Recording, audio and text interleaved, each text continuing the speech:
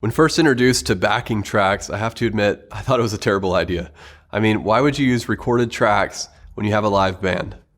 Time passed, I became more open to the idea. I decided to give them a shot for a Christmas service. It was amazing. We did Kim Walker's version of Silent Night, and having all the strings and bells and other tidbits really made it feel like Christmas in the room. Now after that service, we started adding backing tracks, one song at a time, and now we use them with every song. Now the biggest challenge is finding the balance between backing tracks and live musicians, so I'm going to help you with that in this video. Before we get started, we just want to let you know that this video is sponsored by Church Sound Made Simple. Mixing sound seems complicated, but it doesn't have to be. Cut the overwhelm by getting access to this stress-free, no-fluff training that will help you create great sound at church.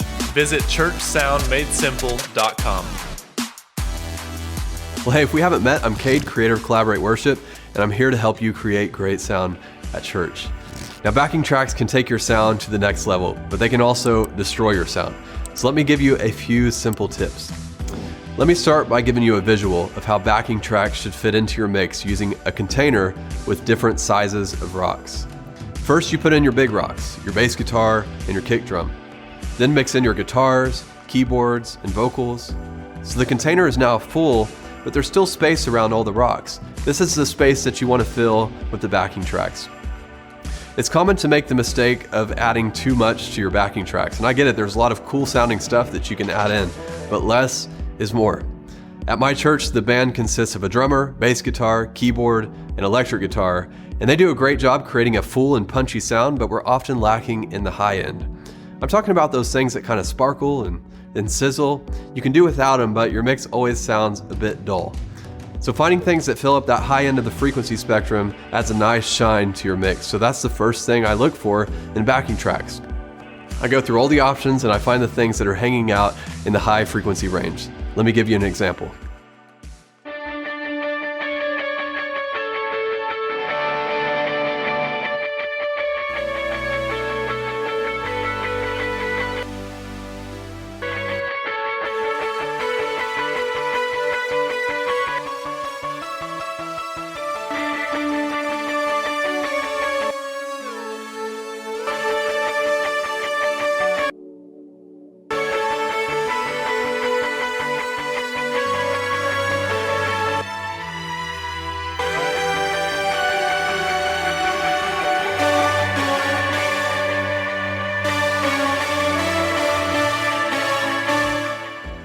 It doesn't sound very good on its own, but you add this to the rest of your mix, you're going to be surprised at the difference it makes. Now the next thing I look for are repeated patterns. Live musicians, they don't find it very fun to play the same thing over and over throughout the entire song, so let the backing tracks handle this. Here's an example.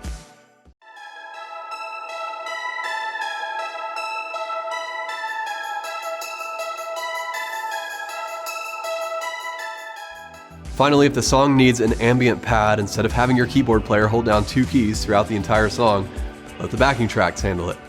In case you don't know what I mean by an ambient pad, here's an example.